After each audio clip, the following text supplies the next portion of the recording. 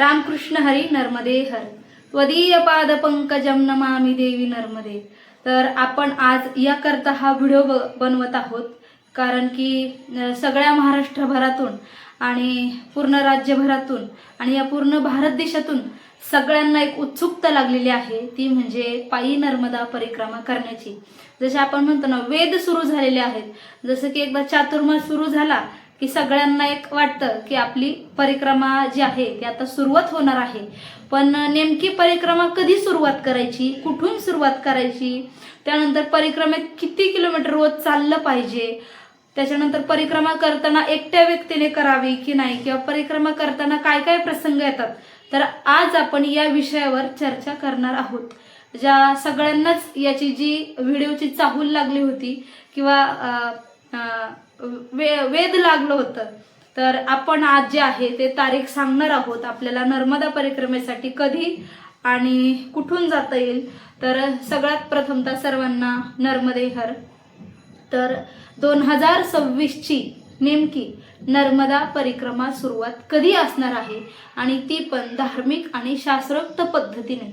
तर 2026 मध्ये नर्मदा परिक्रमा जी असणार आहे ती आपली सुरुवात होणार आहे कार्तिकी एकादशी नंतर, म्हणजे ज्यावेळेस चातुर्मास संपतो आणि देवबंधनातून मुक्त होतात, म्हणजेच आपली पंढरपूरची जी कार्तिकी एकादशी झाली की त्याच्या दुसऱ्या दिवशी म्हणजे द्वादशीला आपण हा संकल्प घेतला पाहिजे।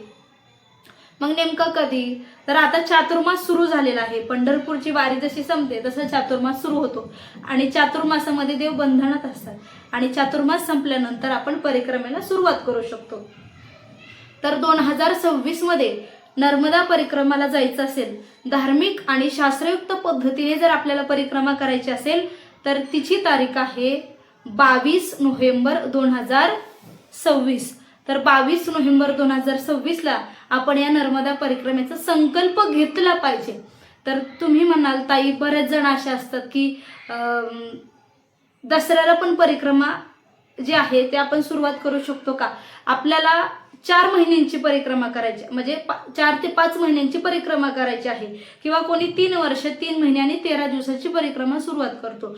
नियमाने शास्त्रयुक्त पद्धतीने आणि धार्मिक परिक्रमा जर तुम्हाला करायची असेल तर ती तुम्ही दिवाळीनंतर म्हणजेच कार्तिकी एकादशी झाल्यानंतर दुसऱ्या दिवशी द्वादशीला म्हणजेच 22 नोव्हेंबर 2026ला, त्याच्यानंतर तुम्ही कधीही घेऊ शकता।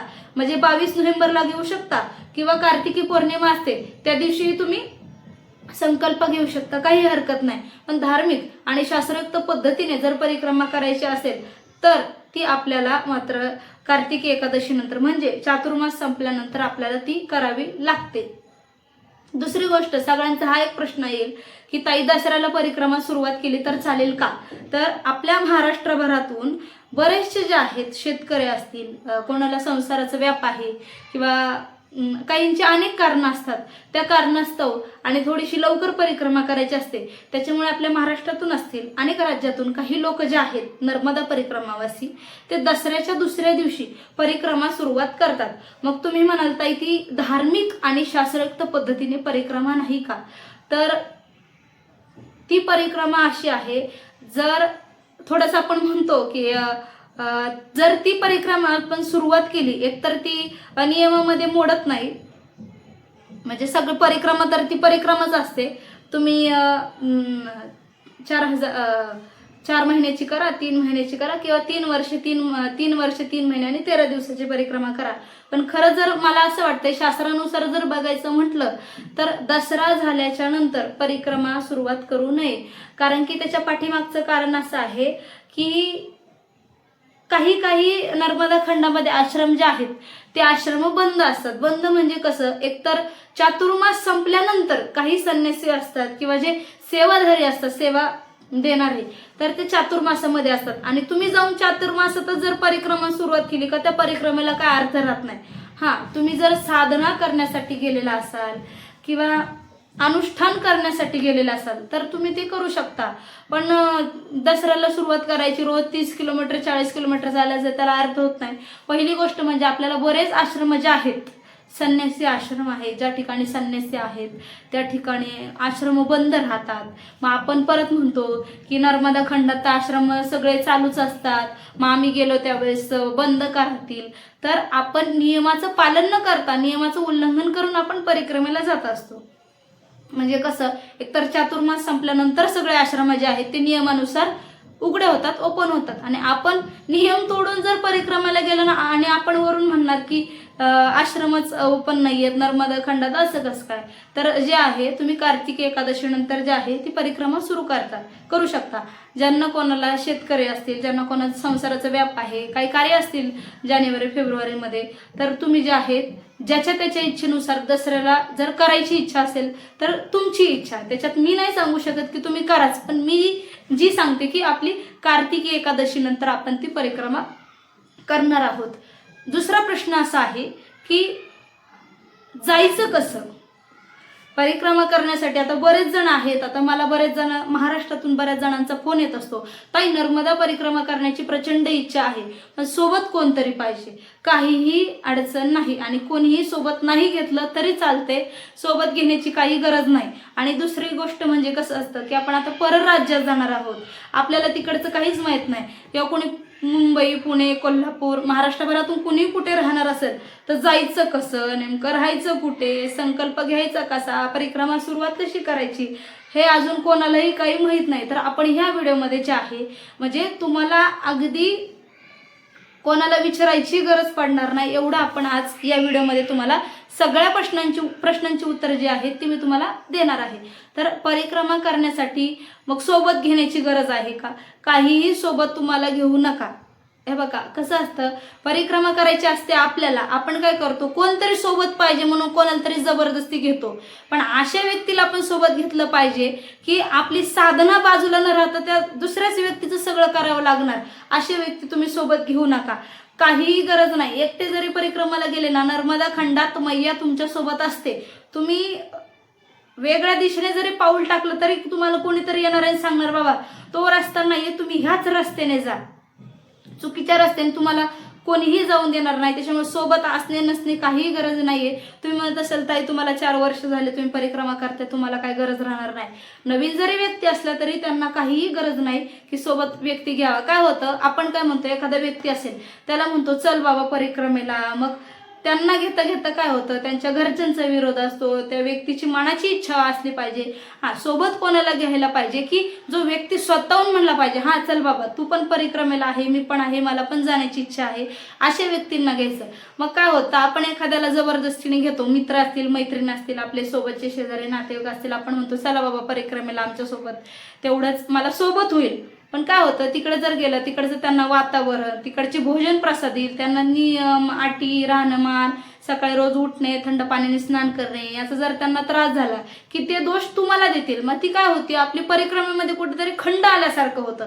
मग आपली परिक्रमा नाही घडत, आपलं सतत लक्ष मग त्या व्यक्तीकडे जातं, अरे बाबा याला उगाच आणलं, नसतं आणलं तर बरं झालं असतं, किंवा त्यांच्या घरच्यांचे फोन येणार. मग तुम्हाला अशा व्यक्तीला परिक्रमा करण्यासाठी यायची की त्यांच्या स्वतःच्या मनाची तयारी पाहिजे की मला परिक्रमा करण्याची इच्छा आहे, आणि मुळात ते व्यक्ती पारमार्थिक पाहिजे. पारमार्थिक म्हणण्यापेक्षा त्यांना त्याच्यातली आवड पाहिजे परिक्रमेच्या बाबतीत. कारण का हा 1-2 दिवसाचा प्रवास नाहीये, तब्बल तो 4 ते 5 महिन्याचा प्रवास आहे. आणि या प्रवासामध्ये आपल्याला एकच ध्येय ठेवायचं आहे की आपल्याला साधना, आणि दुसरी गोष्ट सगळ्यात महत्त्वाची म्हणजे आपल्याला चालावं लागणार आहे, हे सगळ्यात महत्त्वाचं डोक्यात ठेवायचं, आणि मग परिक्रमेला निघायचं. एकटी व्यक्ती जरी तुम्ही घरातून निघले तरी कुठल्याही प्रकारची तुम्हाला अडचण येणार नाही. अडचण येणार नाही म्हणजे कसं, तुम्ही जर ओंकारेश्वरला गेले तर बरेच परिक्रमावासी असे असतात की ते एकटे आलेले असतात, मग तिथे तुम्हाला कोणी सोबती भेटून जाईल, आणि मैया कोणाची ना कोणाची तरी गाठभेट घालून देते. असं नाही की घरून निघतानाच व्यक्ती लागतो, घरून जरी तुमच्या घरच्यांना सांगायचं की आम्हाला तिथपर्यंत सोडवायला चला, परिक्रमा तुम्हाला करायची आहे, साधना तुम्हाला करायची आहे, त्याच्यामुळे कोण माझ्यासोबत येईल आणि कोण माझ्यासोबत येणार नाही हे अजिबात डोक्यात ठेवायचं नाही. स्वतःला परिक्रमा करायची, स्वतःला साधना करायची आहे, त्याच्यामुळे एकट्याने परिक्रमेला निघा. आणि तुम्हाला जर वाटत असेल का भीती वगैरे, जास्तीत जास्त करून महिलांचं एकच म्हणणं असतं की महिला आहे, सोबत एकतरी लेडीज असली पाहिजे काही अडीअडचणीला.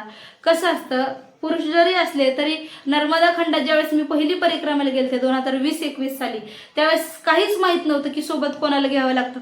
एवढं करून तर मी स्वतः एकटी निघाले होते धाडस करून. त्याच्यानंतर तिथे गेल्यानंतर ओंकारेश्वरला बरेच आपल्याला भेटून जातात. पहिल्याच दिवशी पहिल्याच पाऊलाला नर्मदा मैया आपल्याला कोणाला तरी गाठभेट घालून देते. तुम्ही ओंकारेश्वर मध्ये जरी एंट्री केली, संकल्प घेण्याच्या आधी तुम्हाला कोण ना कोणतरी मैया तुमच्या सोबत पाठवेल, की तो नर्मदा मैया साक्षात पाठवते. जर तुम्हाला वाटलं की मी एकटा आहे, एकटी आहे, नर्मदा मैया कोणाची तरी गाठभेट घालून देते की जा बाबा, हा नर्मदा परिक्रमावासी एकटा आहे, एकटी आहे आणि याला जाण्याची भीती वाटते. तर कोण ना कोणतरी आपल्या महाराष्ट्रातील असतील, मध्य प्रदेशमध्ये असतील, नर्मदा खंडातले कोणी जरी असतील तरी मैया त्यांची गाठभेट घालून देते आणि मग तुम्ही 2-3 जण तिथून ती परिक्रमेला सुरुवात करू शकता. त्याच्यामुळे डोक्यातून हे काढून टाका की मला नर्मदा परिक्रमा करण्याची इच्छा आहे आणि मला कोणतरी सोबत पाहिजे म्हणून. हे पूर्णपणे काढून टाका. तुम्हाला करायची ना, तुम्ही एकट्याने साधना करा, दुसऱ्यांच्या जीवावर बसवू नका. दुसरी गोष्ट म्हणजे नर्मदा परिक्रमा करायची आहे, पण ताई कुठून निघायचं, कसं जायचं, हा बऱ्याच जणांचा प्रश्न आहे. तर नर्मदा परिक्रमा तुम्हाला करायची आहे.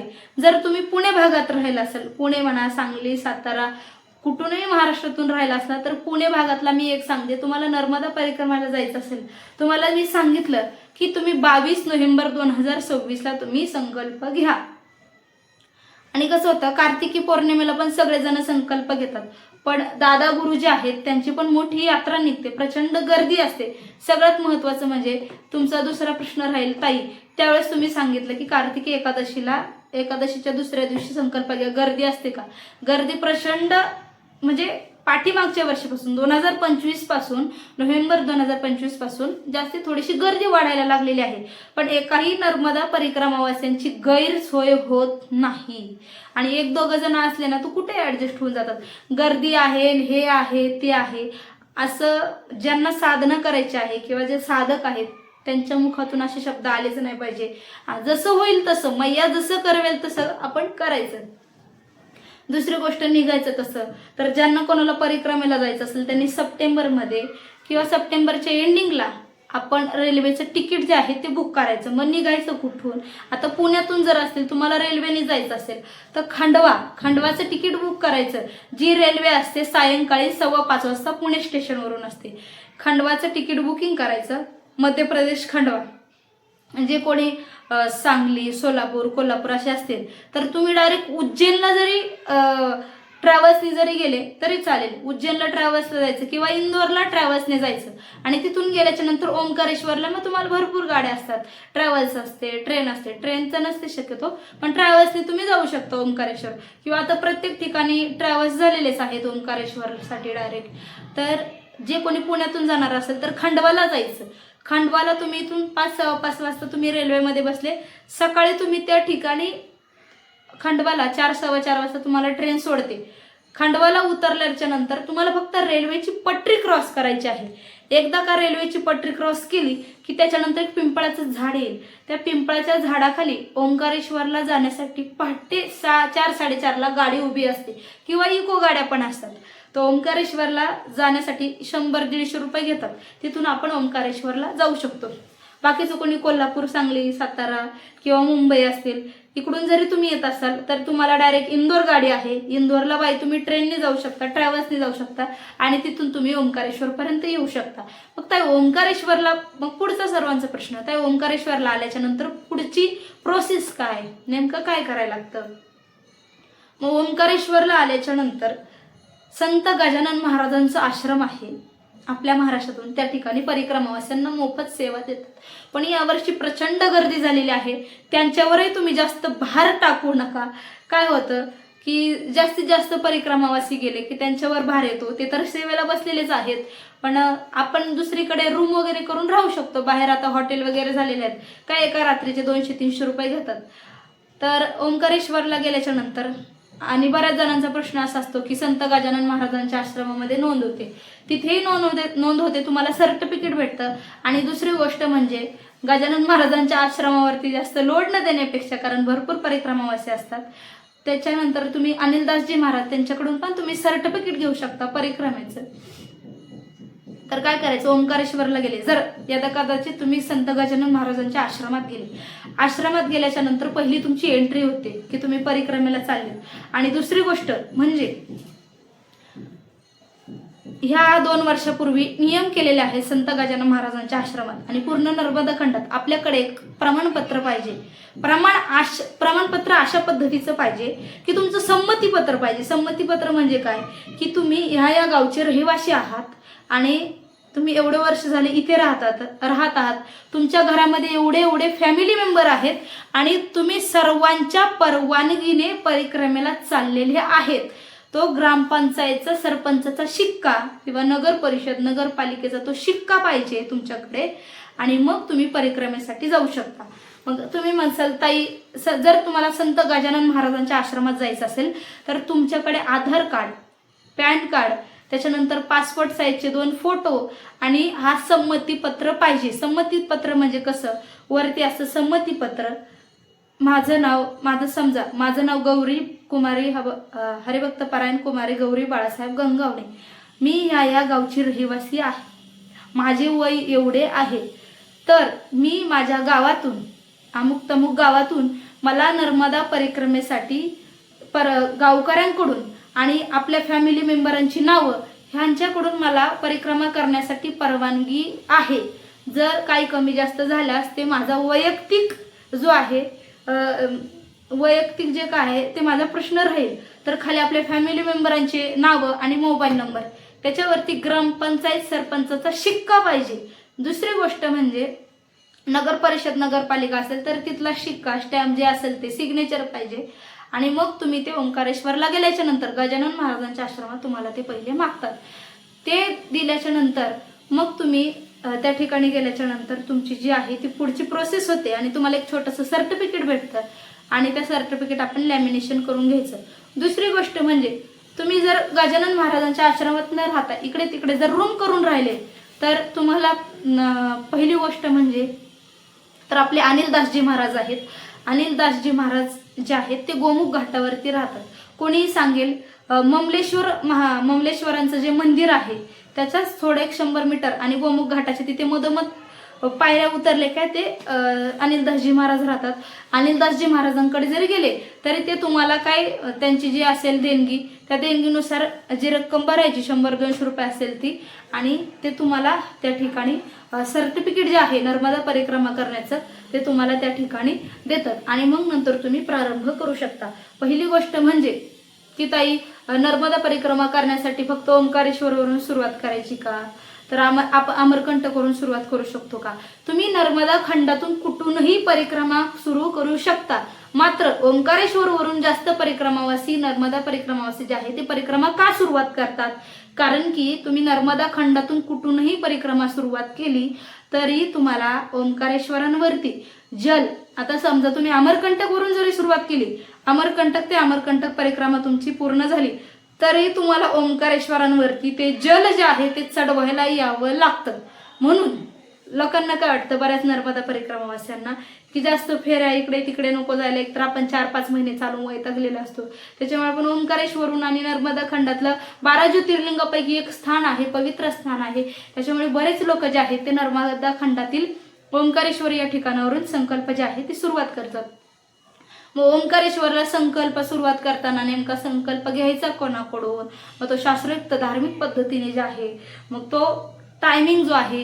आणि दुसरी गोष्ट म्हणजे की परिक्रमा आता कसं झालेलं आहे, दर्शनाला खूप वेळ लागतो. आता ज्यांना सहज शक्य होईल त्यांनी काय करायचं, आपल्याला उद्या जायचं आहे ना ओंकारेश्वरांच्या दर्शनासाठी, तो ऑनलाईन रजिस्ट्रेशन जे आहे ते आता 1 दिवस अगोदर करून घ्यायचं. म्हणजे काय होतं, आपली दगदग होत नाही, काय नाही. आणि पहिली गोष्ट म्हणजे सगळ्यांचं म्हणणं असेल ताई मानधर्त परिक्रमा करायची का नाही, तर मी प्रत्येक वेळी काय करत असते, म्हणजे आता ज्याच्या त्याच्या सोयीनुसार मी प्रत्येक वेळी काय करत असते, नर्मदा परिक्रमा करायच्या अगोदर मानधर्त परिक्रमा करत नाही.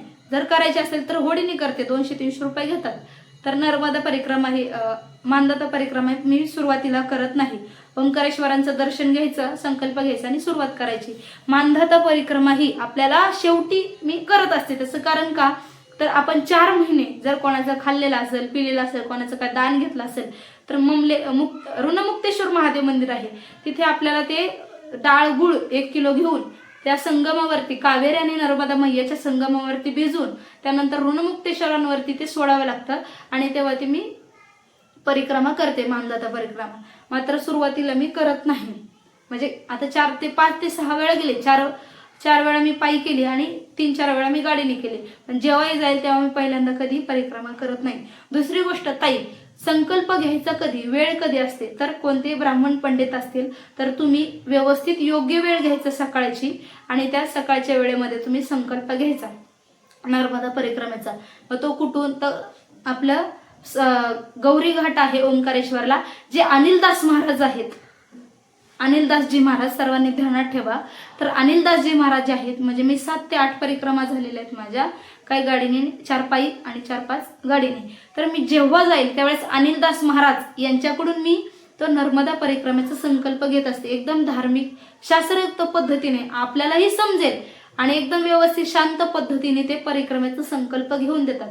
तर काय करायचं, एक दिवस आपण आता गेलो ना तर एक दिवस अगोदर अनिलदासजी महाराज त्यांची भेट घेऊन यायची की महाराजजी आम्ही उद्या किती वाजता येऊ, आम्हाला संकल्प घ्यायचा आहे. मग महाराज सांगतील. मग जाताना काय दूध पेढे वगैरे घेऊन जायचे आणि मग त्या ठिकाणी आपण संकल्पाला बसायचं. संकल्पाची पूजा एकदम व्यवस्थित होते. आपल्याला धागा, कमंडलू, दंडक सगळं शास्त्रोक्त पद्धतीने आपल्याला करून देतात आणि मग आपली परिक्रमेची सुरुवात होते. दुसरा प्रश्न हा आहे, ताई आम्हाला परिक्रमा करायची इच्छा आहे पण आपण परिक्रमेत करत असताना किती किलोमीटर चाललं पाहिजे. आता काय असतं, पुरुषांचा वेग वेगळा असतो चालण्याचा आणि महिलांचा वेग वेगळा असतो. आणि दुसरी गोष्ट म्हणजे काही कालावधी असतो, जसं 50 ओलांडलं की आपला वेग जो आहे, स्टॅमिना आहे किंवा अशक्तपणा जे म्हणतो किंवा जास्त चालता येत नाही, धाप लागते. तरुणांच्या पाठीमागे पळणं, आपल्याला धाप लागते. आणि काय होतं, दुसरी गोष्ट म्हणजे आपल्याला काय वाटतं, आता समजा आपण 4-5 जण आहोत आणि त्याच्यात मी एक तरुण आहे, दुसरं एक जण तरुण आहे, आपल्यासोबत म्हातारे माणसं आहेत. त्याच्यामुळे परिक्रमेत चालत असताना संगत आशांची धरा की तुमची साधना होईल, त्याच्यानंतर तुमची व्यवस्थित दर्शनं होईल. कारण नर्मदा परिक्रमा काय होतं, आता बरेच जण मला म्हणून गेलेत, बघा ताई आमच्या परिक्रमा झाल्यात पण परत जाण्याची इच्छा आहे. त्याचं दुसरं कारण हे आहे की परत जाण्याची इच्छा का असते त्यांना, कारण पहिली परिक्रमा जी असते ना, आपल्या पायात काय असते, ताकद असते, एनर्जी असते आणि आपण धावपळीत करतो. का सुरुवातीला प्रत्येकाचं बघा, तुम्ही परिक्रमा करत ज्यांनी केली असेल किंवा ज्यांना करायची आहे, सुरुवातीला प्रत्येकाचं म्हणणं असं असतं 15 दिवस जाऊ द्या, आपण आता घराचा त्याग केला, कितीही दिवस लागू द्या, 4-5 महिने लागू द्या, मात्र आपली परिक्रमा ही काही व्यवस्थित झाली पाहिजे. पण जबलपूर एकदा का सोडलं की घराचं वेळ लागायला आपल्याला सुरू होतं. काय होतं, आपण फास्ट पळतो 30 पळतो 40 किलोमीटर, तर ही ना आपल्यात ईर्ष्या होते. काय होतं, आज आपण एखाद्या आश्रमात 10 जण आहोत आणि उद्या जर आपण सकाळी आश्रमातून निघलो तर काय होतं, एखादा व्यक्ती 4 वाजता निघतो, दुसरा व्यक्ती 5 वाजता निघतो, दुसरा व्यक्ती 6 वाजता निघतो, चौथा व्यक्ती 7 वाजता निघतो. मग ईर्ष्या तयार होते मनामध्ये, अरे तो सकाळी 4 वाजता जो निघला तो 30 किलोमीटर गेला असताना आपण काही इथं रेंगळत बसले, अशी सगळ्यांची मनात इच्छा होते. मात्र ज्यांना पळायचं असतं ना ते परत पुढच्या वर्षी येतात. म्हणजे काही पाठीमागं राहून गेलेलं असतं. असं नसतं की सगळेच पळणारे पुढच्या वर्षी येतात, काही साधना करतात किंवा असं ना, एक असतं पंढरपूरची वारी केली की परत मैया बोलवते, तशा टाईप असतं. परत तुम्ही म्हणसान ताई तुम्ही 4 वेळा परिक्रमा केली आणि मग तुम्ही काय पळत होत्या का, तर असं नाही आहे. तर काय करायचं, आपली काय असतं, कारण जास्त जर कल म्हणला तर 40च्याच पुढचे जे आहेत प्रौढ व्यक्ती असतील तर त्यांना परिक्रमा करण्याची इच्छा होते. त्याच्यामुळे पहिलीच परिक्रमा आणि अशी व्यवस्थित करा. आता बरेच माझ्या कॉन्टॅक्टमधले असे आहेत, ताई काय होतं, आपण चालायला सुरुवात केली ना, आता पहिलीच आपल्याला परिक्रमा असते, ताकद जास्त असते, एनर्जी असते, आपण काय म्हणतो, अहो आम्ही हळूच चाललो ना तरी आम्ही सहज 30 किलोमीटर आलो, काहीच वाटलं नाही. मग काय होतं, 30 किलोमीटर म्हणता तुम्ही 2.5-3 महिन्यात घरी येता, मग हे राहून गेलं ते राहून गेलं बघायचं. मग परत पुढच्या वर्षीचा प्लॅन असं होतं, ताई की आम्हाला परत पुढच्या वर्षी जायचं आहे, आता आम्ही निवांत जाणार. पण नाही, नर्मदा खंडात गेलं आणि दुसऱ्यांची बघितलं की ईर्ष्या तयार होते मनामध्ये की नाही बाबा आपण फास्ट पळणार. त्याच्यामुळे अशा व्यक्तींची तुम्ही संगत करा. म्हणजे मी एवढं सांगेल की जर म्हातारे माणसं जे आहेत ते तरुण व्यक्तीसोबत जर जात असतील तरुण व्यक्ती म्हणजे 30, 35, 20, 25 अशा, तर कृपया जे पळत असतील, मी असं नाही म्हणत की तरुणांसोबत चालू नका, जर एकदा आपल्याला कळलं की हे खूप पळायला लागले, जास्त फास्ट चालायला लागलेत, मग काय होतं, आपण वयस्कर असतो, आपल्याला धाप लागते चालताना, फास्ट पळतो, मग पायाला फोड वगैरे येतात किंवा अन्य घटना घडतात, पडतो, आपले हाड जे म्हणजे पायाचे गुडघे जे आहेत ते आता कमकुवत होत चाललेले आहेत. तरुणांमध्ये वेगळी एनर्जी असते, वयस्करमध्ये आणि प्रौढांमध्ये वेगळी एनर्जी असते, त्याच्यामुळे त्यांच्या मागे न धावता आपल्याला जेवढ्या पद्धतीने व्यवस्थित परिक्रमा होईल आपण तेवढ्या म्हणजे व्यवस्थितपणे परिक्रमा करायची, जास्त त्यांच्या पाठीमागे पळायचं नाही. आता मी बरेच माझ्या डोळ्यासमोरून एवढी उदाहरणं गेली 4 वर्षात की काय होतं की काही शेतकरी असतात, तर शेतीत काम करायची सवय असते, मग ते काय करतात, जोरात पळतात, मग त्यांच्या पाठीमागे 70-65 वाले लोक फास्टमध्ये धाप लागेपर्यंत असं म्हणजे एकदम क्यू येते हो. त्याच्यामुळे जर वयस्कर लोक असतील ना, 2-3 जर असले ना, तर व्यवस्थित चाला. काय होतं, 15 दिवस लेट होतो, पण आपली परिक्रमा व्यवस्थित झाली पाहिजे. मग ताई चाललं किती पाहिजे सगळ्यांचा हा पुढचा प्रश्न. तर बाकीचे आता मला 1-2 म्हणजे कालच एक फोन आला की एक तुळजापूरचे बाबा आहेत की ताई, एक जण म्हणले की दसऱ्याला सुरुवात करा आणि रोज 50 किलोमीटर चालायला लागतं म्हणून दसऱ्याला सुरुवात करा. नाही, ते जे गेले असतील किंवा त्यांना जर कोणी सांगितलं असेल 50 किलोमीटर चालायचे, तर ज्यांनी कोणी सांगितलं असेल ते स्वतः 50 किलोमीटर चालत असतील रोज. काही आहेत परिक्रमावासी की 2 महिन्यात 2.5-3 महिन्यात पूर्ण करतात.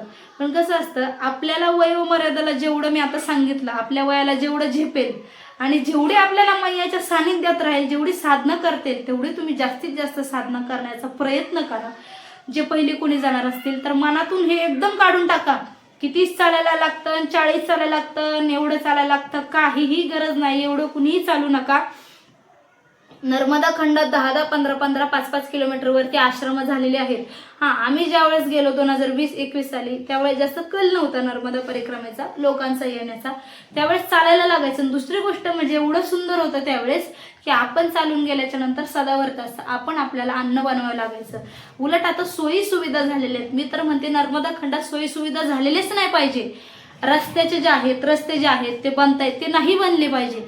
दुसरी गोष्ट, कारण त्याचं महत्व असं आहे की लोकांना त्याचं महत्व राहणार नाही, महत्व कळणार नाही. नर्मदा परिक्रमा म्हणजे महत्व काय, खडतर जो प्रवास आहे तो लोकांना कळणार नाही किंवा त्याचं महत्व राहणार नाही. आता कसं, प्रत्येक ठिकाणी जर गेलं तर लोकांना सहज आणि सगळं सोपं पाहिजे, आयतं बनलेलं पाहिजे. मग आयती साधना नसते, सहज मिळणारी साधना नसते. जे कष्ट, स्वतःचे जे कष्ट केलेले आहेत किंवा जे खडतर प्रवास केला किंवा सगळं आपण भोगले, सोसले, ती खरी परिक्रमा आहे. किंवा आपल्या प्रत्येक ठिकाणी पावलागणी आपली परीक्षा आहे, ही खरी परिक्रमा आहे.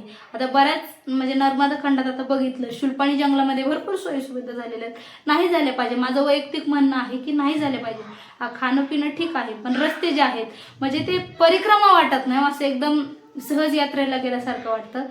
आता आपण येऊयात विषयावर, किती किलोमीटर चाललं पाहिजे.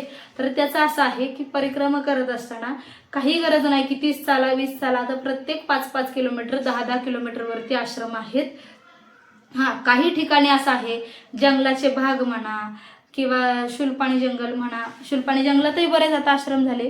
त्याच्यानंतर लक्कडकोटचं जंगल आहे. काही ठराविक ठिकाणी असं आहे की आश्रम लांब आहे, तोपर्यंत आपली चालायची सवय होते. पण काहींचं असं असतं, सुरुवातीलाच 20 किलोमीटर, पहिल्या दिवशी 30 किलोमीटर चालायचं, दुसऱ्या दिवशी 40 किलो.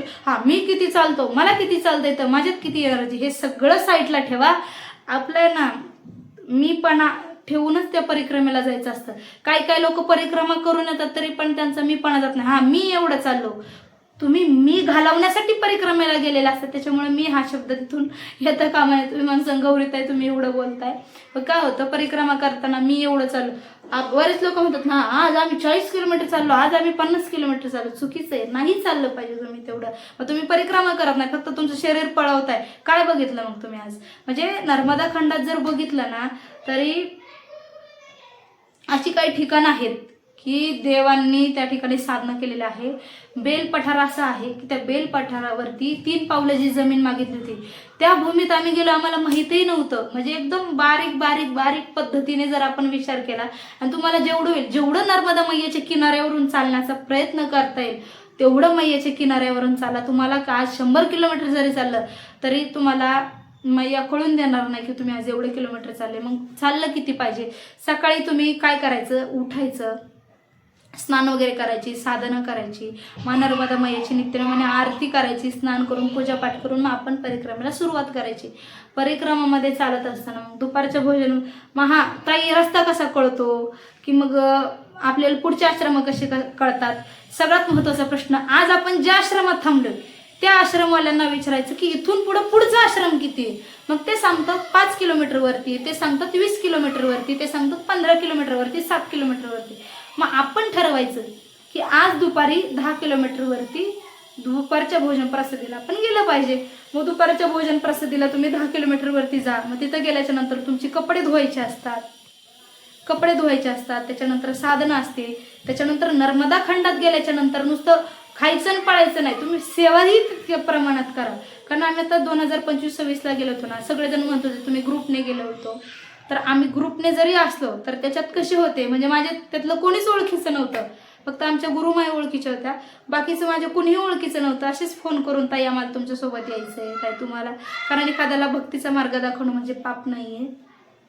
तर परिक्रमा करत असताना तर आश्रमवाल्यांना विचारायचं पुढचा आश्रम किती आहे, तर 10 किलोमीटरवरती गेलं, कपडे धुवायचे असतात.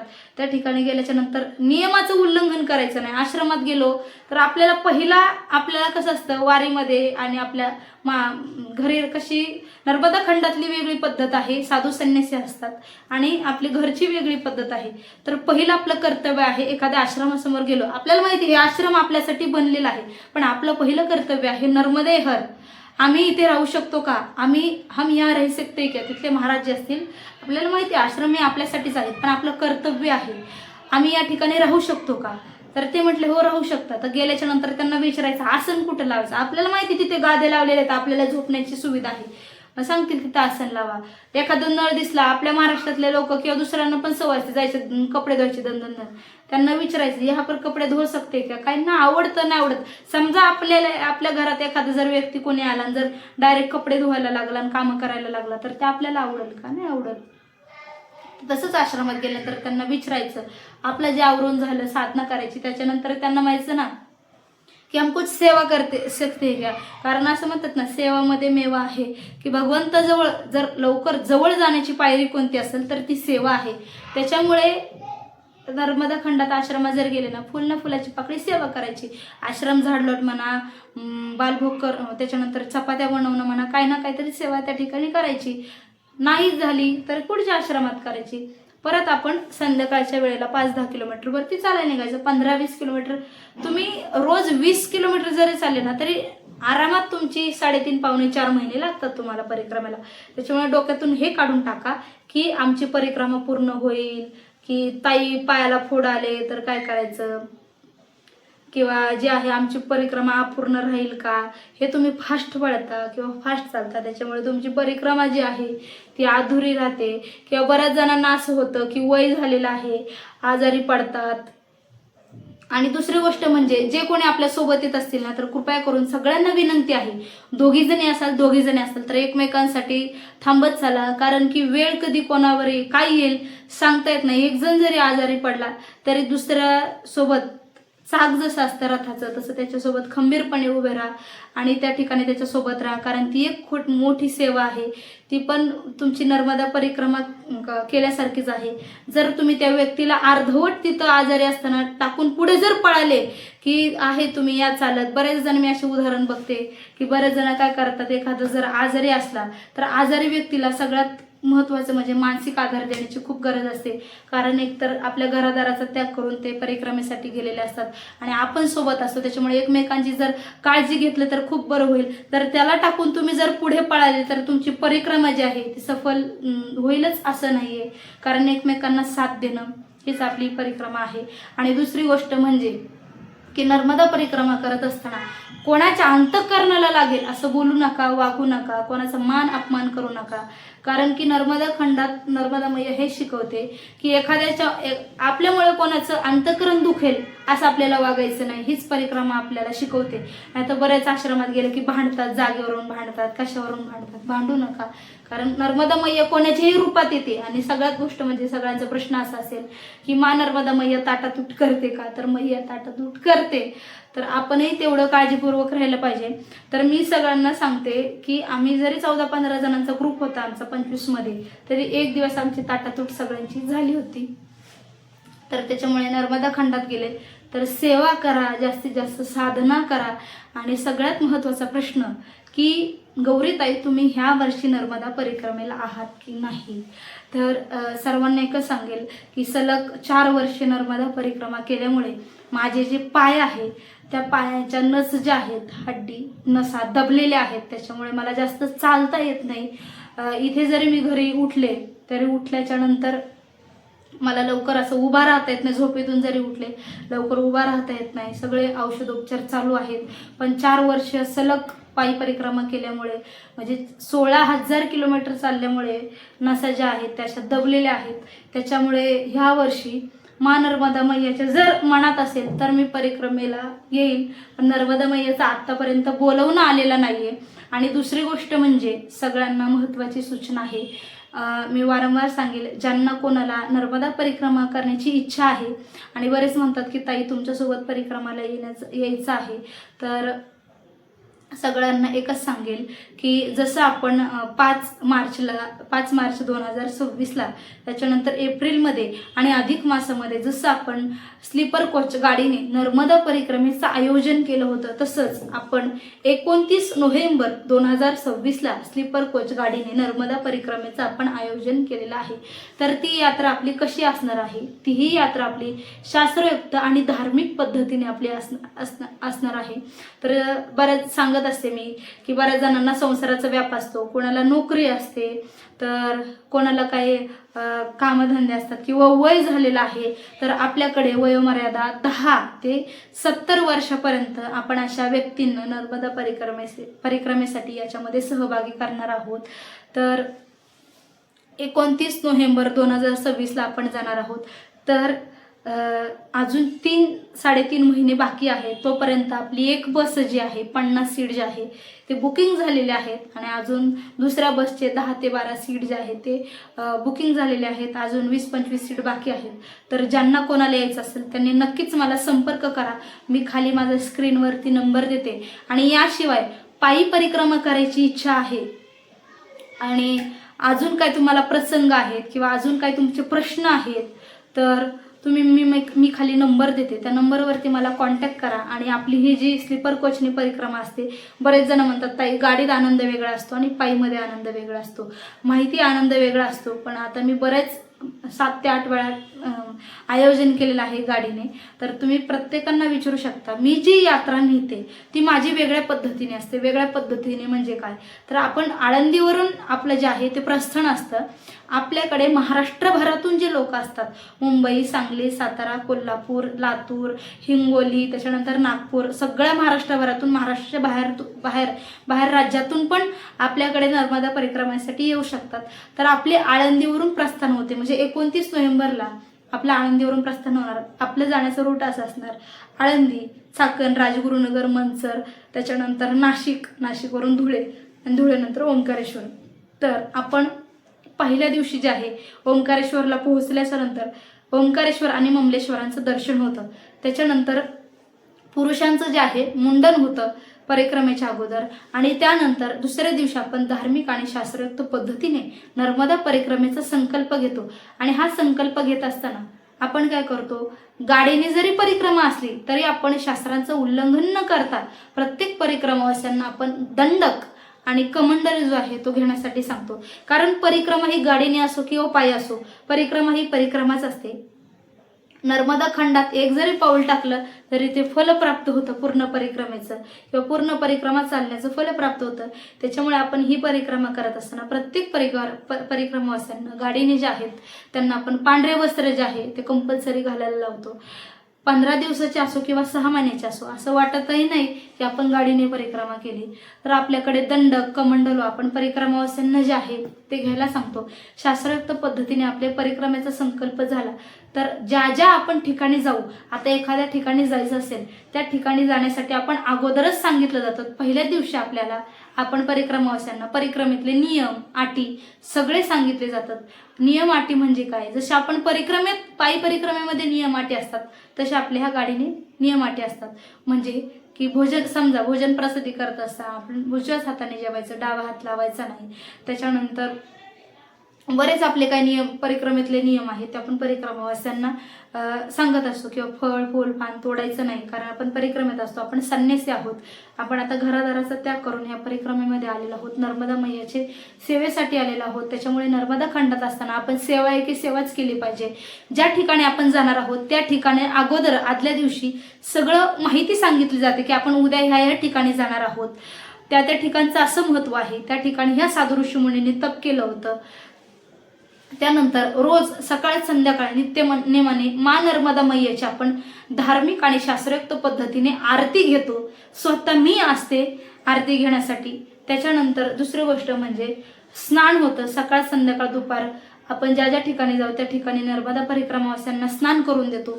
एखाद्या आश्रमाला जर आपण गेलो, त्या आश्रमामध्ये एखादी संन्यासी महाराज असतील तर नर्मदा खंडातलं रोज आपण जे आहे ते त्यांच्याकडून चिंतन प्रवचन जे आहे ते आपण करून घेत असतो. रोज आपल्याकडे एकतरी नर्मदा परिक्रमावासी किंवा मी स्वतः जे आहे जे परिक्रमेचे अनुभव आहेत ते मी त्यांना परिक्रमावास्यांना सांगत असते. दुसरी गोष्ट म्हणजे आपण ह्यावेळेस अशी सोय केलेली आहे की प्रत्येक नर्मदा परिक्रमावास्यांना आपण आधार कार्ड, त्याच्यानंतर कॅप आणि सगळ्यात महत्त्वाची गोष्ट म्हणजे आपल्याकडे महाराष्ट्रीयन पद्धतीचं 2 टायमाचं जेवण असतं. त्याच्यानंतर सकाळचा बालभोग असतो, 2 टायमाचा चहा असतो. आणि राहण्यासाठी या वर्षीपासून आपण परिक्रमावास्यांना रूम, आणि काही ठिकाणी रूम नसतील, काही ठिकाणी असे आहेत की आपल्याला ज्या ठिकाणी स्टे करायचा असतो रूम अवेलेबल नसतात, आपण त्या ठिकाणी हॉलमध्ये थांबतो. सगळ्यात महत्त्वाची आणि पहिली गोष्ट म्हणजे आपण हॉटेलवरती राहत नाही, कारण आपल्याकडं नर्मदा मैयाचं पवित्र जल असतं. त्याच्यामुळे आपल्याला हॉटेलवर आपण राहू शकत नाही. बाकीचे अन्य आयोजक यात्रेकरू असतील ते राहत असतील, पण आपल्याला धार्मिक आणि शास्त्रोक्त पद्धतीने यात्रा करायची आहे. त्याच्यामुळे आपण ही यात्रा आश्रमात थांबतो. आणि आश्रमात गेल्याच्या नंतर ज्या ठिकाणी संन्यासी महाराज असतील त्या संन्यासी महाराजांकडून आपण रोज सत्संग करत असतो. त्याच्यानंतर आपण भजन घेत असतो. त्याच्यानंतर आपल्याकडं भोजन प्रसिद्धी बनवण्यासाठी स्टाफ असतो, आचार्य मेंबर असतात 7 ते 8. त्याच्यानंतर व्यवस्थित अशी आपली यात्रा जी आहे ती परिपूर्ण पद्धतीने घडते. आणि सगळ्यात आणि सुंदर अशी आणि महत्त्वाची गोष्ट म्हणजे ज्यांना पायी परिक्रमा करण्याची इच्छा आहे, गुडघ्यांचा त्रास आहे, त्याच्यानंतर संसाराचा व्याप आहे, किंवा काही घरी कामधंदे असतात, जमत नाही 15-15 म्हणजे महिनाभर जमत नाही, तर अशा परिक्रमावास्यांना आपण काय करतो. आणि पाठीमागच्या वर्षी आपण एक अजून स्पॉट त्याच्यामध्ये ॲड केलेला आहे. तो स्पॉट म्हणजे आपण शूलपाणी जंगल जे आहे ते नर्मदा परिक्रमावास्यांना वेळ असल्यास आपण दाखवतो.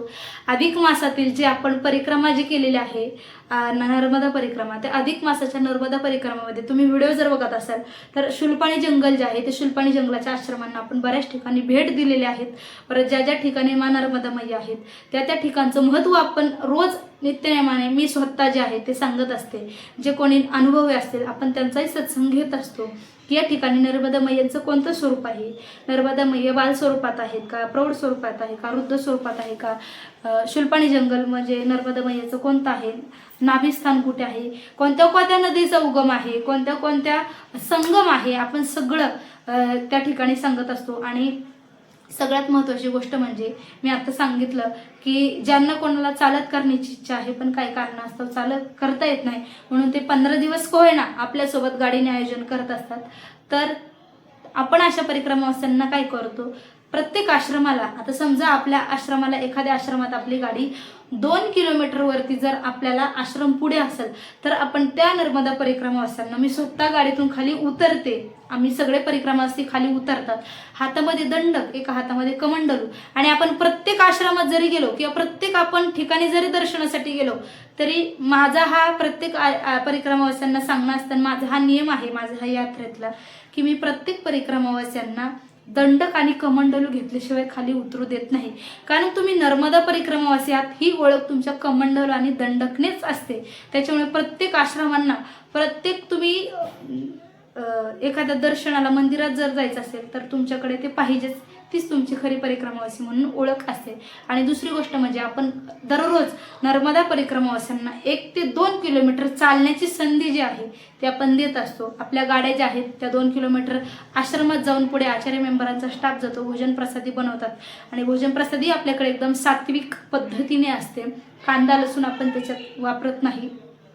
कारण मी जे 4 वर्षात 4 वेळा नर्मदा परिक्रमात जे अनुभवले तेच तुम्हाला अनुभवायला देणार आहे.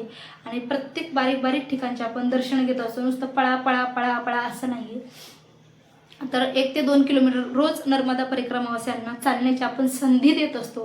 तर अशी नर्मदा परिक्रमा आपण 29 नोव्हेंबर 2026ला आळंदी या ठिकाणावरून प्रारंभ करत असतो. तसं आपल्या डिसेंबरमध्येही जाणार आहे, जानेवारीमध्ये जाणार आहे आणि फेब्रुवारीमध्ये आपण गाडी नियोजन केलेलं आहे. 4-5 महिने आपली सलग यात्रा असणार आहे. आणि दुसरी गोष्ट म्हणजे मी नर्मदा परिक्रमा करून आले 29 नोव्हेंबरची की पुढे 15 दिवस किंवा 1 महिना नर्मदा खंडात एक सुंदर असं एक ठिकाण आहे. त्या ठिकाणी मी तुम्हाला नंतर सांगेल.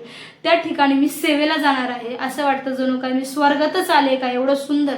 आणि मा नर्मदा मैयाच्या कुशीत असं ते आश्रम आहे आणि त्या ठिकाणी मी सेवेला जाणार आहे.